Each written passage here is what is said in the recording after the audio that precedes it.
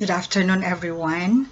Today, I will be talking about developing an entrepreneurial mindset, especially among our Siliman students.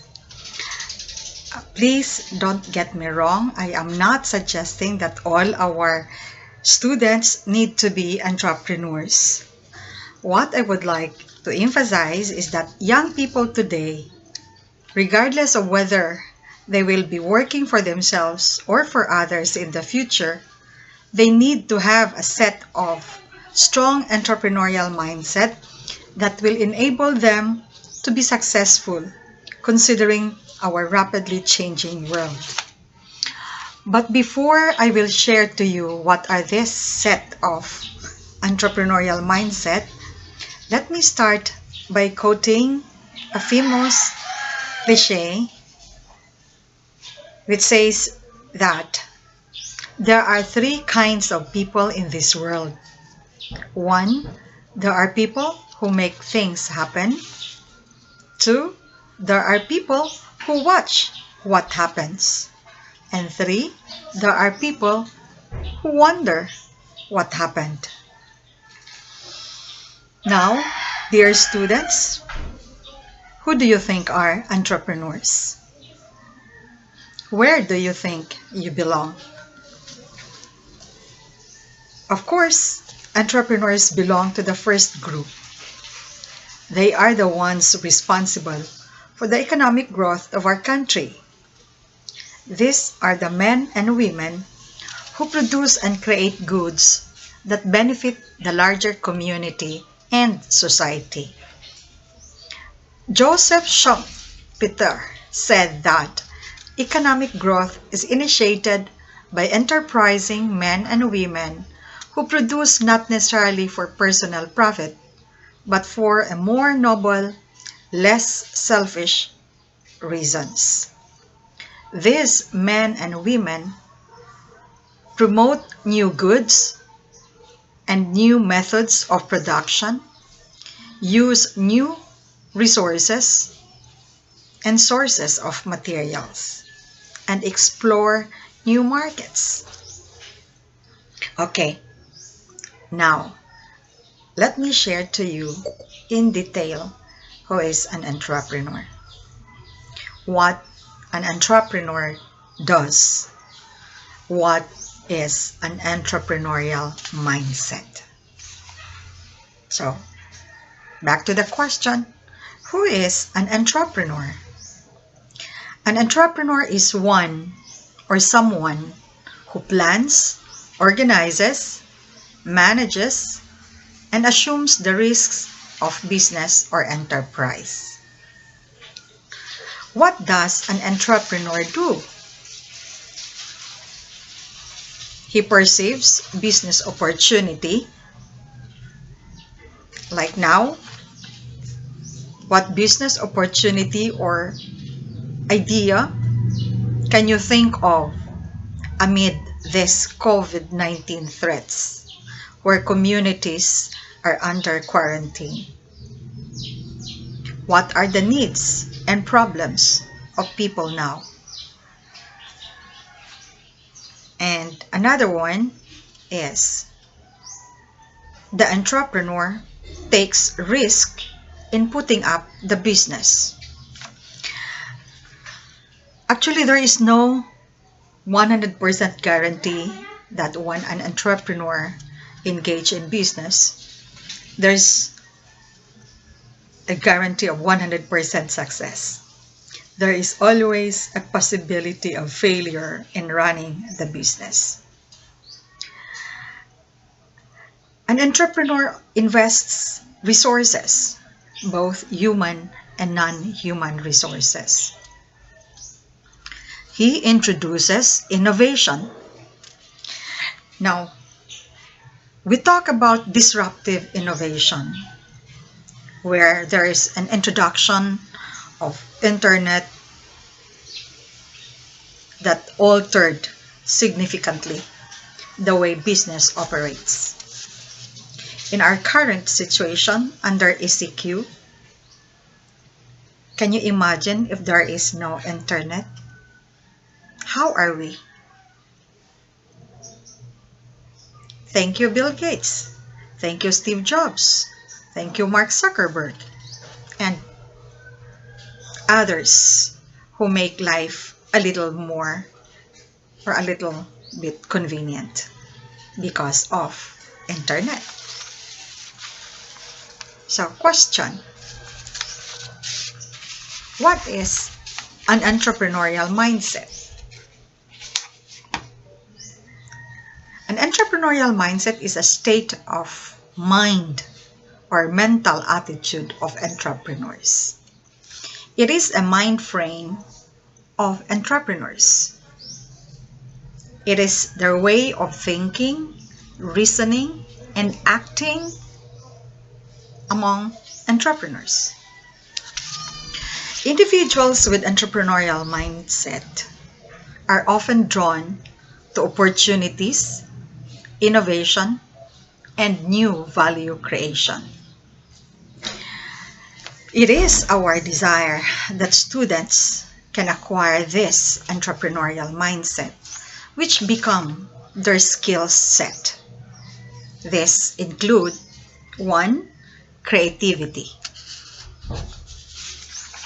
Creativity is the ability to develop new ideas and discover new ways of looking at problems and opportunities.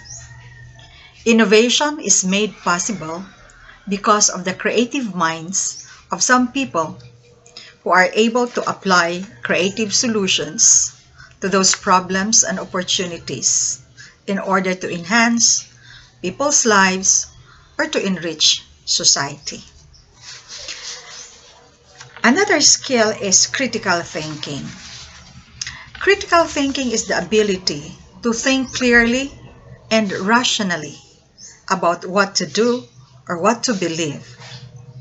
It is the ability to think in an organized and rational manner in order to understand connections between ideas or facts.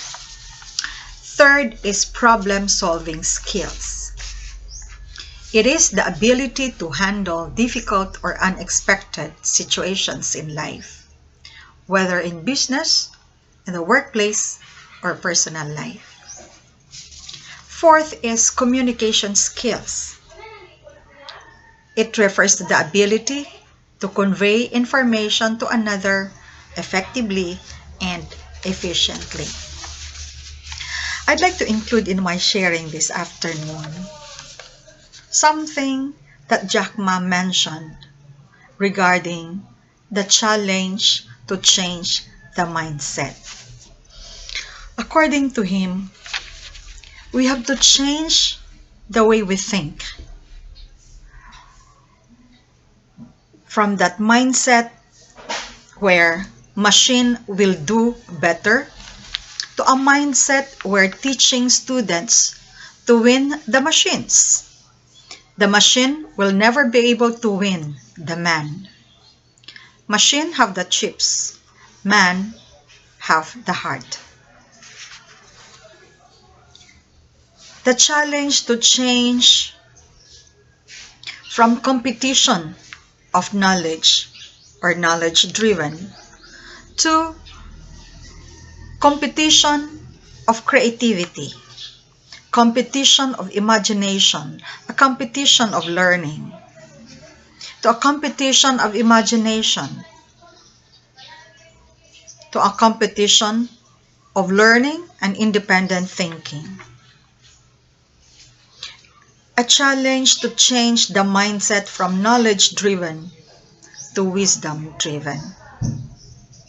According to him, in the past, we make people like a machine.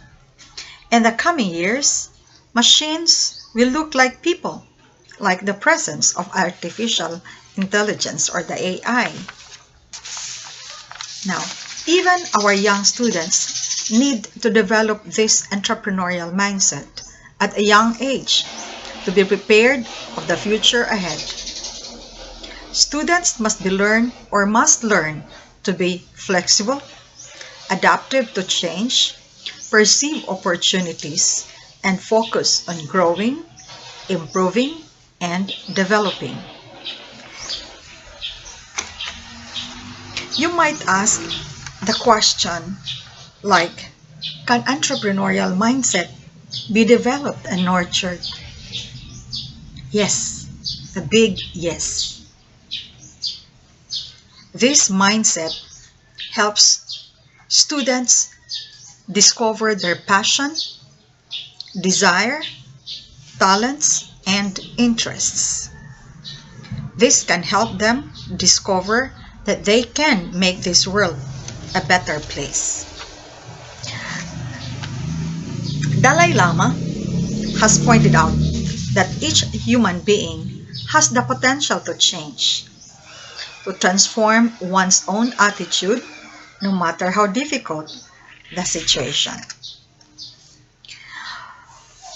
We all know that we are now living in an era that we describe as our new normal way of life.